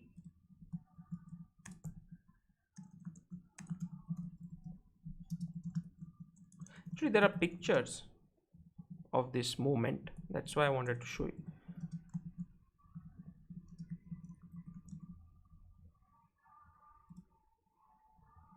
Yeah, that's the picture. So they were playing, this is the game number 1 here, and Fischer is sitting alone on the board. Look here, he's sitting on the board alone, and he, in this position, you see this nice clock here, he just took this pawn on h2, and everyone, the world went in a tizzy. They were like, what? Spassky came back and just trapped the bishop. Subsequent analysis, I'm not sure yet what is the right evaluation. I think it leads to a draw by amazing play by black. So Fischer's sacrifice was perhaps not so silly here, but in a game where you could just, play king e7, improve your position, put your king on e6, it's a draw. Fischer says, I want to fight. It was like a statement. He used to make statements with his chess. Yeah. So Ilamparthi says, after g3, h5, king e2, g5, king f3, g4, king g2, h4, king h2, h3. This is a draw according to Ilamparthi. Although in my analysis here, which Timman has done, it says that it's winning. So Ilamparthi, if you can check this analysis again, perhaps it's not very clear.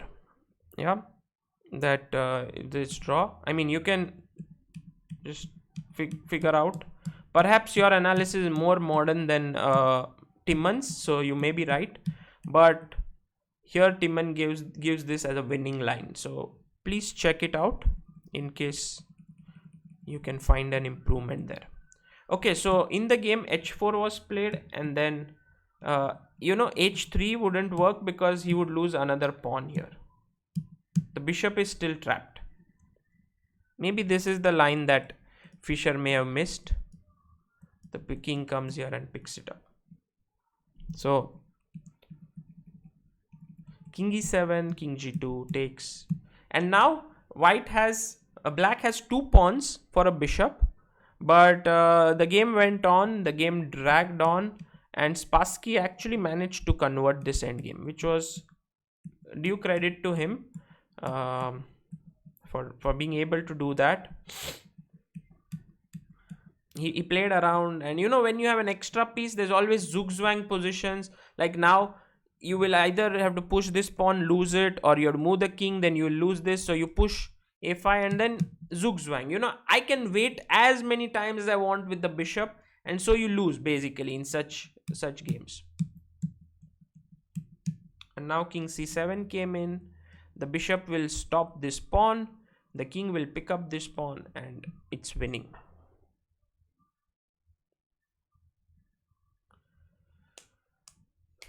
Okay, so this was game number 1, and Fischer lost, and then started another unbelievable moment in chess history. Fischer said, there is too much noise in the room where I'm playing. I don't like it. I was like, what? We booked this hall to play. There are spectators coming in. What are you saying you don't like? The organizers were like surprised. Fischer says, no, if match is going to happen here, I'm not going to play. You can't even imagine what is this guy saying. First of all, you want prize money, you want to double it, you don't want to play. I don't understand. And so in game number 2, look at what happens in the game. No moves. Fischer loses. He forfeits the second game. He just doesn't come to the game. We're like, what? Fischer doesn't even arrive to the game. I mean, in a world championship match, you want to become world champion in your life. Your life aim is to beat the Soviet people. You want to beat them. You want to become the world champion. That's what you are doing since you were a young boy. And here you have your chance. You first take bishop into h2. Why? No one asked you to sacrifice that bishop. You lose that game. Second game, you just don't turn up. And now everyone is a little bit afraid, like, is the match going to happen or not? And then Spassky, who is a gentleman, and this is where I would say big credit to Spassky. We all should respect him a lot for what person he is. He said that I want to play Fischer and I'm ready to accept his terms, that we will play in a small room where there will be only one camera, where the crowd won't be allowed to see the match. It is like some kind of a janitor's closet, like a small room. We'll play there. And that's where people said that Spassky was perhaps just too good. That's where he lost the psychological battle in the match. He should have just said, no, I am not budging. The venue was decided this one. This is where I wanted to play. Now if you want to change, I'm not going to accept it. And Fischer would have forfeited the entire match. Spassky would have remained the world champion. History would have been different. Spassky said, no, I'm ready to play. And also some people said if Karpov was there in place of Spassky, Karpov would have never agreed to these conditions. Karpov would have said, I'm not going to play. Let Fischer do whatever he wants. And when Spassky actually agreed for this match,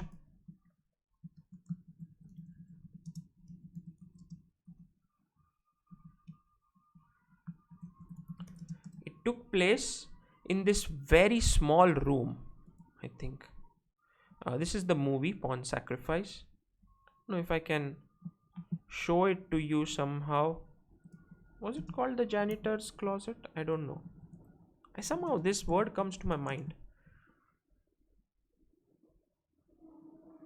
Or it's like janitor's room, maybe. Not closet is a wrong word to use. But it was like a very small room, and I don't know, there are not even pictures of it. But there was only one camera that was being shown. And actually the Pawn Sacrifice movie, they show it very well. I think here, look this. So it's a very small room here. They are playing. There's only one table. And earlier, when the match was going on, there was a huge hall. And a lot of crowd was watching it. Ping pong room. Okay. It was a ping pong room. Maybe. So, TT room. Yeah, okay. My mistake. And so they play there. And the third game was an absolute genius by, some of the strategies, like Fischer was black here.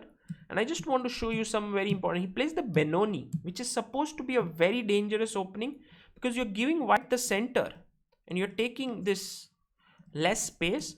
But Fischer had prepared something truly amazing. E4, bishop g7, bishop e2, castles. You went rook e8. White played queen c2. And now think of a move for black here. Think like genius. Think like a genius. Think like Fischer. Don't play a move like a6, which is a good move, normal move. Don't play a move like knight e5. Again, I think a good move, normal move. Think like Fischer. Think like how Bobby Fischer would think here. He was messing with his opponent's head, I felt.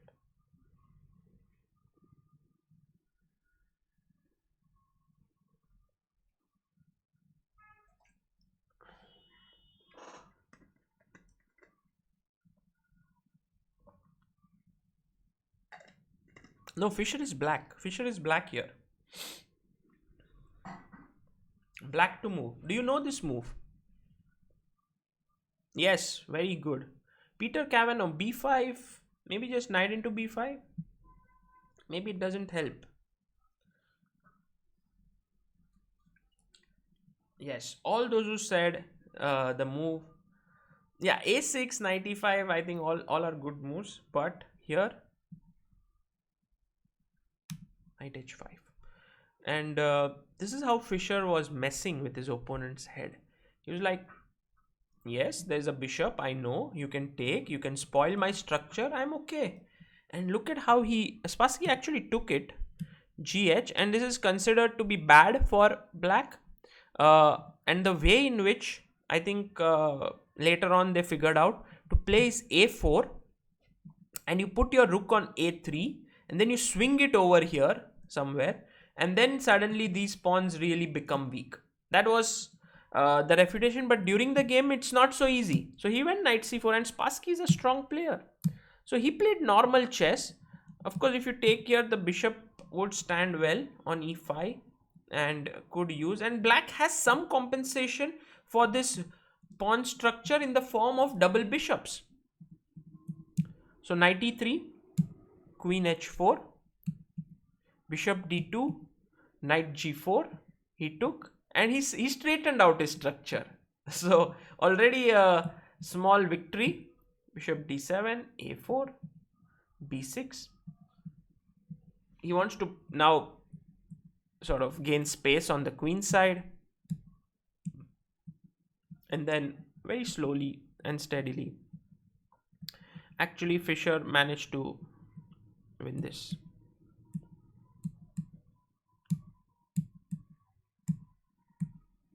Take, rook e4, and yeah, it was here. Now you can see how Fischer must be feeling at this point in this game.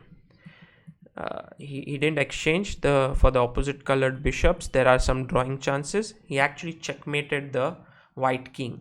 Here there were often adjournments in this tournament. So in this position, Spassky resigned because he saw that there is no hope. He's losing a pawn here. There are threats, queen b1 coming in, queen c2 is coming in, and he said it's enough, and so he resigned. And so the thing that has to be seen here is that after losing 2 games, 2-0, Fischer struck back with black, and his confidence was on all-time high. He won the 3rd game 2-1, then there was a draw. Then he won the 5th game, which was again a brilliant game. I have covered this actually in my improve your chess series, those 22 episodes which I have recorded. I've covered this. It's actually a Nimzo Indian, and I really liked how Fischer had this concept of putting his pawns on dark squares and then bringing out his bishop.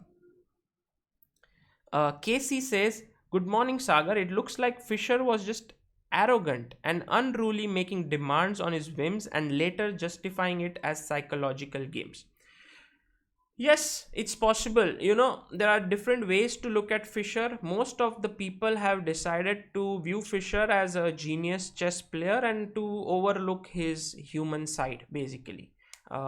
Because that's how they feel the most comfortable about this genius who truly love chess. Because as a human, he did have his weaknesses, and no one can deny that. But yeah, some people also say that Fischer actually stood up for players' rights. He made chess popular to such an extent that organizers started paying more for chess players, and this also cannot be denied. Fischer did help. Like earlier, chess player would not be treated with the same respect as they were after the Fischer era. Because Fischer kind of uplifted the sport to an entire level. But yes, he was a controversial personality, so you cannot really argue with that. And this game actually I covered in my series, and the only thing which I can say is that in this position where white has a passed pawn, okay, Fischer is black by the way, white has a passed pawn, white has a bishop pair, black looks like having a weakness. Black looks like having double pawns. Yes, white also has double pawns, but maybe they are not so weak. In this position, Fischer actually assessed that he's better. This is unbelievable. And he managed to, defend first b6. And then he just exchanged the rooks because he realized that if the rooks came off the board, the bishop and the knight combo is going to attack these weaknesses. So he'll put his knight on d6, he'll put his bishop on a6, and he'll attack here. And white cannot defend with this bishop. He has only this. I mean, it was a very deep concept of Fischer here. He exchanged the rooks, and actually he could have won the game very quickly, I mean in a long end game, but Spassky blundered here with queen c2. So my question to all of you here is, How should black win here? It's black to play and win. This is the fifth game. The score is 1.5, 2.5 in Spassky's favor. How do you win this How do you win this game and level the scores?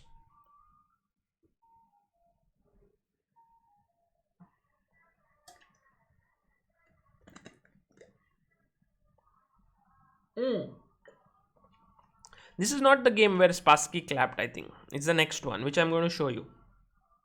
Yes, very good, Ilam Parthi.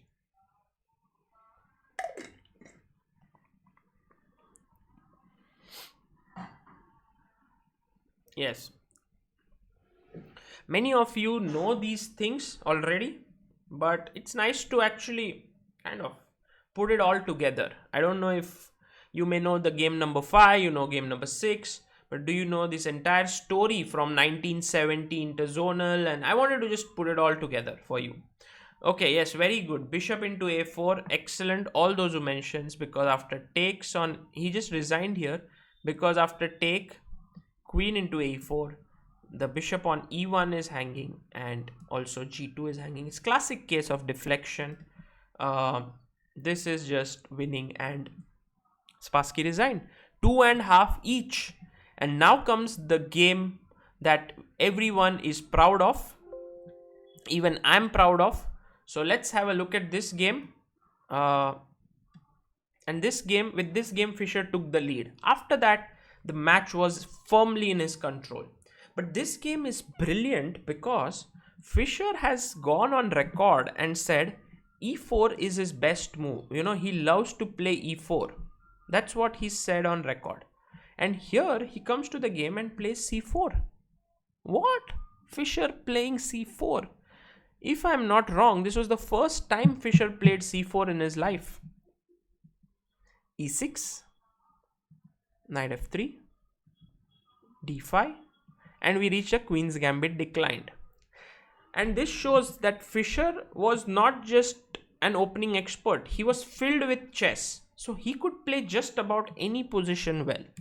Knight c3, bishop e7, bishop g5, castles, e3, h6. This is the Tartakova variation. Bishop h4. I like to play it with black. Takes, knight takes, bishop takes, queen takes, knight takes, pawn takes. Okay. So let's take stock of this position. What do we have here? Let's try to analyze for a bit and try to understand what's happening. I would love if people in the chat can tell me, what do you think? Who's better here? Why?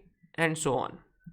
You can see that before the bishop could develop itself on b7 and try to open itself on this diagonal, and the moment he played b6, Fischer was like, I'll take on d5. I want to sort of fix the structure.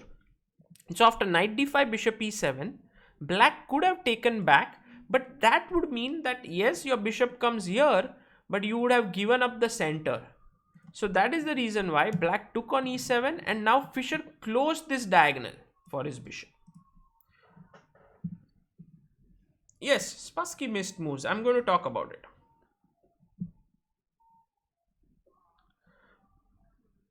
Manav Jason, Pawn Sacrifice is the movie. Please look at this.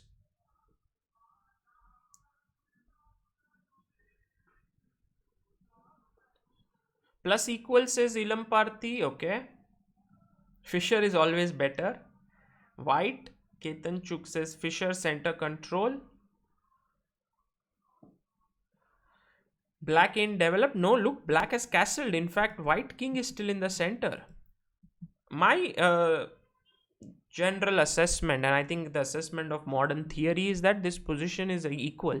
I don't know if there is some way in which white can get an edge here, but I don't think so. And we'll get to see what happens. Rook c1, bishop e6, queen a4,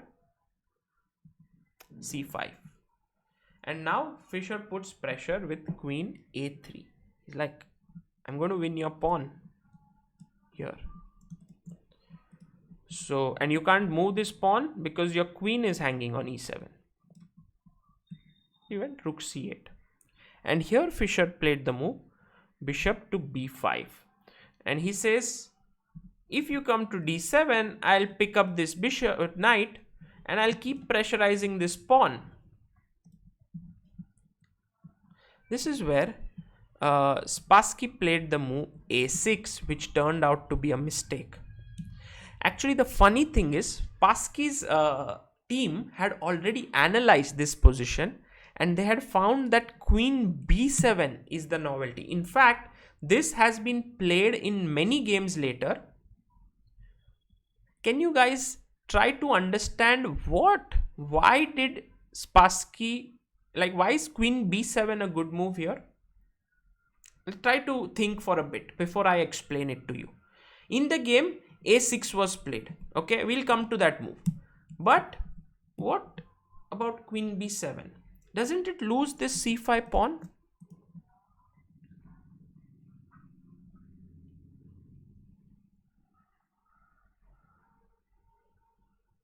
Yeah, Spassky forgot this move.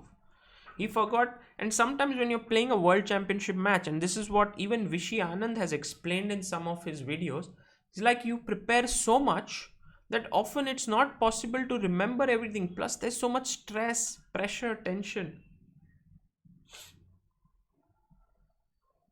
No, bishop doesn't hang there, because after take rook c5, I'm controlling the bishop, so it doesn't hang.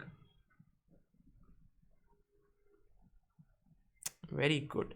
So Ilam Parthi knows his stuff. Rook c5, and here rook into c5, queen into c5, and now comes a powerful move here for black, and this has been played. I would say I'll show you how modern players have played it and actually won this position with black. So black to move here. What should black play? It seems like next move white is castling and everything looks good. Black seems to have no counterplay for the pawn or compensation. But what is the problem?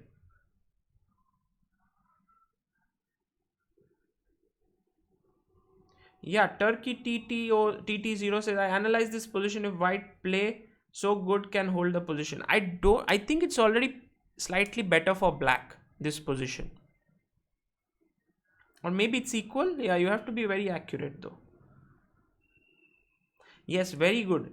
Knight a6 is the move. Knight a6, and the point is the queen cannot defend this bishop easily. Rook is coming in, and in the, let's say you take here on a6, like for example, first you say queen c6, I can take and play rook b8, putting pressure here, and next move knight b4 is coming and a2, so this will be around equal. But if you take on a6, then after queen a6, you cannot castle. This is one very important point. And next move rook c8 is coming in. So that is the reason why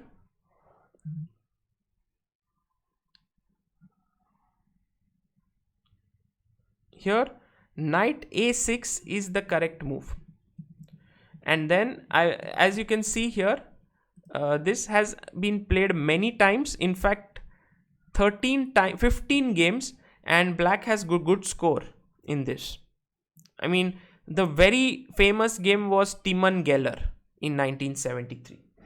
That was a very famous encounter that was played here, and sorry, I just need to charge my phone. And this showed that Spassky, if he would have remembered his analysis, history actually can be changed by very, very little things. If Spassky would have said no to the change in that room, if Spassky would have remembered his analysis, and all these little things. So now a6 was played, but it doesn't threaten anything because the rook is hanging. So you play dc, bc, and now castles. He played rook a7. Now he's threatening to take. And now Fischer quietly goes back. Played knight to d7.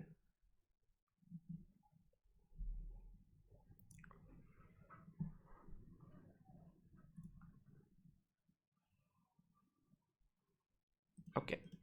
Now Fischer went for the move knight d4. Very interesting move.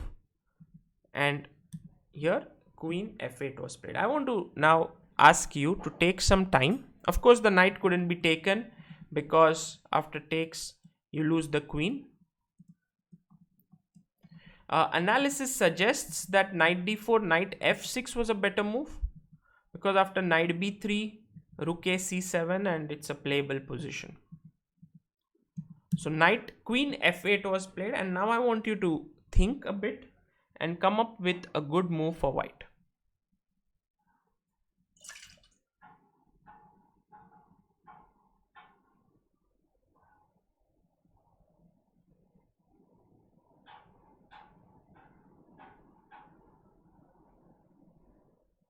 White to move here and think. Basically, this is actually the reason why Fischer won this game and why this game is so famous. Spassky wants to take here. That's his plan.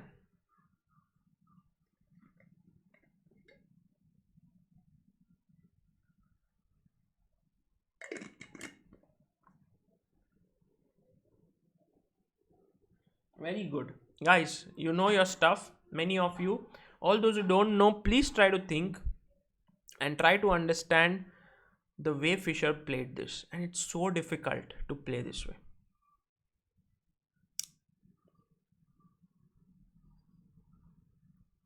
What Fischer did is he took on e6. Now, many times you see this bishop, it looks like a bad piece, no? It's stopped by its pawn. It looks like a passive piece. Your knight is good. It can come to b3, attack here. It can jump to a5. But Fischer exchanges it and now plays a beautiful move. And I think this is the move which made this game a real masterpiece, which was this move e4. And he tells Spassky, you want to win a pawn? Please do so. But with this, you will ruin your structure irreparably. I'll put my bishop on c4, which is an outpost now. No one can make it move from there. I'll then go to e3. I'll pick up this pawn. Then you have another 3 isolated pawns on a6, c5 and e6. So Spassky said, okay, I understand. I'll play d4. I'll keep my pawns intact.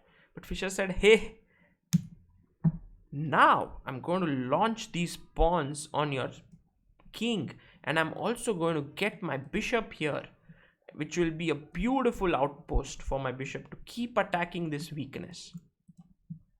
Queen e7, e5, fixing this pawn here. Look at how Fischer plays this game with so much energy. Bishop c4, king h8, queen h3, now attacking this pawn. He played knight f8, b3, calm, cool.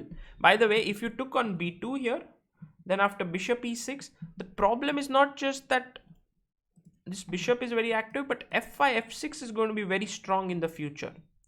So therefore, here he played knight f8 and Fischer just defended with b3. Now came a5, played f5, pushing rook into f5. Next, the rook is going to come in. Maybe e6, rook f7. So many threats. And look how this bishop is superior to this knight. And this is where actually I remember this Fischer's quote, and you should also remember. Like here, many times people say, this knight is better than this bishop. Why are you taking it? Remember that after few moves, the position that was reached was this one, where you have a superior bishop as compared to the knight, right? And that's where I remember this quote. It's not what goes out of the board that is important, but what actually stays on the board. So yes, you exchange your knight on d4 for the bishop on e6, but they are out of the board. What remains on the board is important. And this is also true about life. Things which you lose is not so important as much as what is left with you, if you can make the best use of it. Here, the bishop is just much more superior than the knight. So knight h7, rook f1, queen f8. And Fischer knew that he was winning here. He played h4, nice move. Rook f7 looks like a winning try, but after takes, queen g5, black would have some defensive chances. So just h4. Stop queen g5 at the end. You know, this is what Stembuliak also taught us yesterday. You look at the most natural move first. Takes. There's a mate here. You can't defend. There will be a deadly discovered attack. So what's the problem? Oh, queen g5 is coming to defend. Can I fill in the hole? Yes, now I can. Let's play first h4. Rook b7, e6.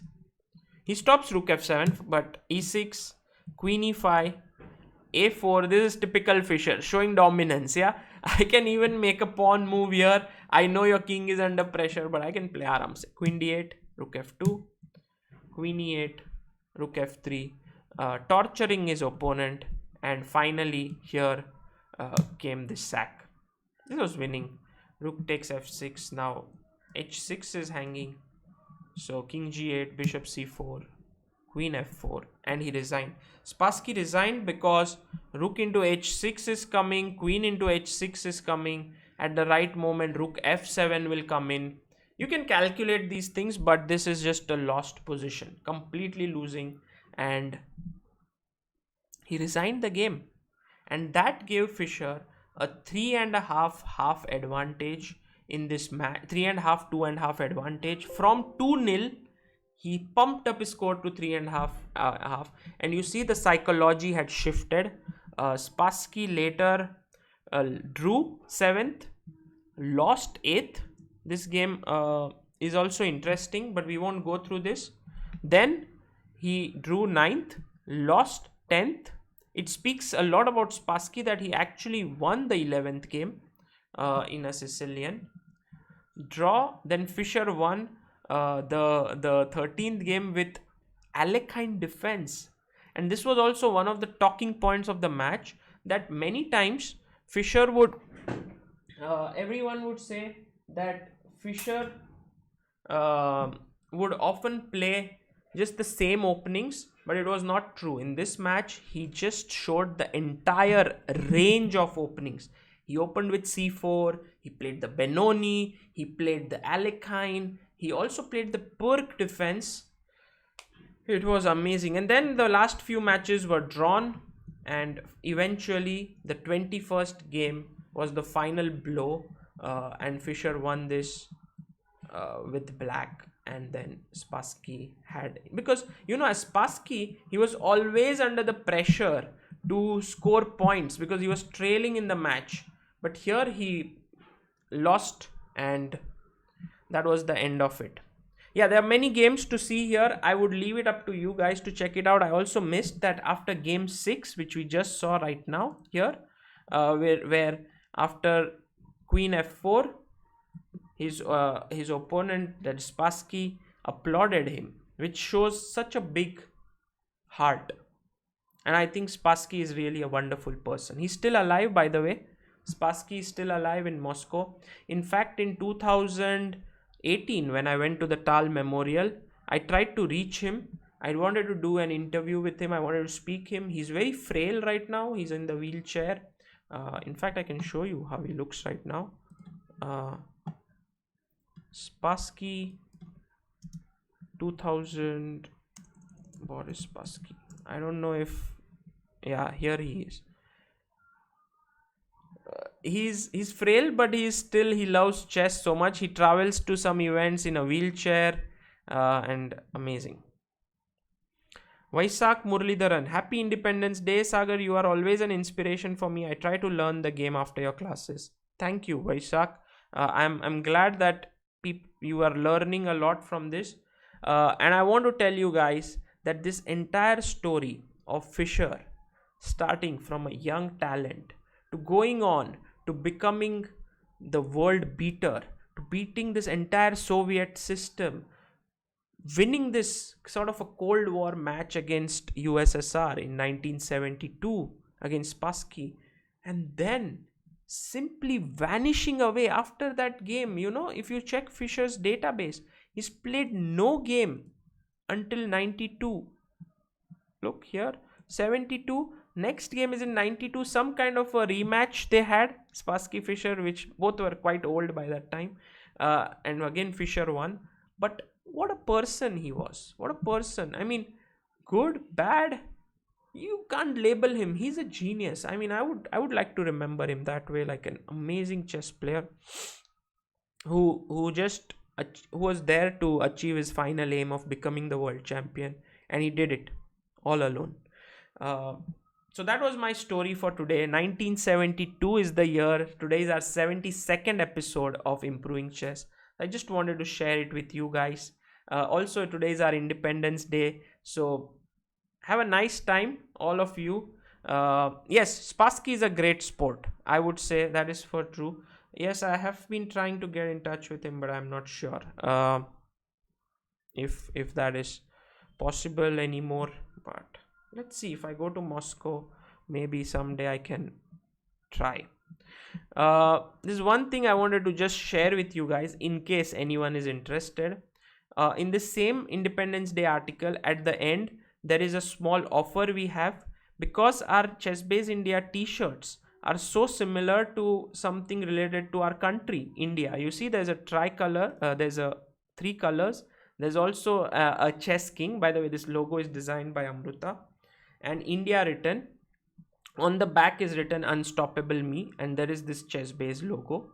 You can get these t-shirts today at 10% off on the Independence Day. And you know, we have other t-shirts as well, 12 other designs, and they all have India written on their back, most of them. So you can just check it out, and if you like them, then you can get it here. And all those who buy a t-shirt will also get a pen free. Courier, they will be couriering it to you. And if you buy 2 t-shirts, you'll get a magnet free. So you can check this out. In fact, there's a nice video here of Amruta where this was recorded 2 years ago, and she says why these t-shirts are nice. I'm really excited to show you. So these are the t-shirts which we started, which has this interesting element now that Independence Day is coming near. By the way, we recorded this in Poland. Yeah. So this is India here, you'll see. We were traveling there. 3 fresh colors. And this is the of course our chess element. India. So this is the ChessBase India t-shirt Yes. over here, and it has the Indian flag and also a chess piece, which is the king. Yes. So a nice synthesis of chess and say the love for the country. Absolutely. On the sleeves here, we have our brand, which is there's also the ChessBase something India nicely brand. done You here, will which see is here. Style Your It Chess. says Style Your India. Chess, made in India. You know, So that is Wanna very make it important in that it's made in India. Whenever you wear it or you post it on social media or anywhere, there's you also just collared have to t-shirt, by the way. hashtag Right, Style there's Your also Chess and collared hashtag t-shirt. ChessBase India, There's and we are also going to Unstoppable share Me that at the back. for all of you. At the back you will And find what's this? Unstoppable Me. There we went for were a Unstoppable lot Me, of it's things like which were nice, you shortlisted, can stop it. but So you can check after this a out. deep You can get it from here. You can go to ChessBase India shop. The link is in the description. So if you would like to buy, there are all these options. There's a collared neck as well. With all the t-shirts, there are also pictures of different people wearing it. In fact, this t-shirt has been worn by so many stars. Like this is a GM, Andre Deviatkin, Atul, Nigel Short, Vidit, Katie. She's also a journalist, I think, from Georgia, and so many different, like the entire Indonesian team wearing it. Okay, so check it out, guys. If you like it, it's a good. We thought it's ideal for the Independence Day, and if you like it, you can get them. Okay. Yes, this is businessman OP. Today at 4 p.m. we will have Stembuliak, who will be on stream for Blitz Challenge, and he will play against the premium members of ChessBase at 4 p.m. So if you are there, you can visit this, and all the instructions are there. You can become a premium member, play against the world junior champion, get a chance to play with him.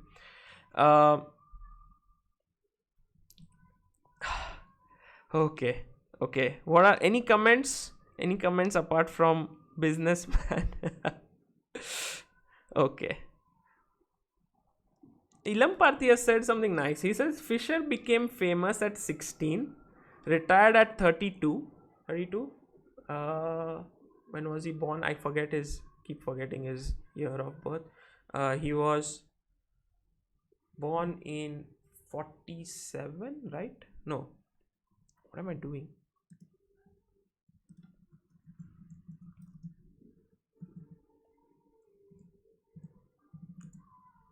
Sorry. Fischer.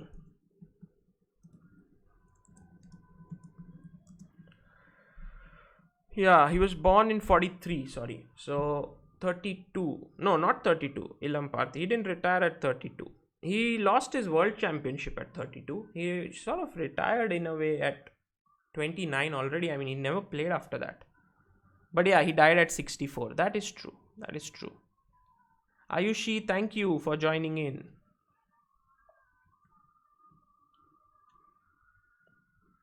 Yes, he passed away at 64, which is nice, that number. So thank you guys for joining in. I was keen that one of the comedians would join in, maybe Vaibhav or Samay or Biswa, but I guess we'll soon have them on the 73rd episode, and we'll be doing something interesting soon. But today was a nice day, Independence Day special. Do read this article again, get inspired, all those who are playing chess, through the various stories of these champions. And also I hope you enjoyed Fischer's story. This is Sagar Shah signing off. Take care, like the stream, subscribe to ChessBase India, and see you at 4 p.m. Bye bye.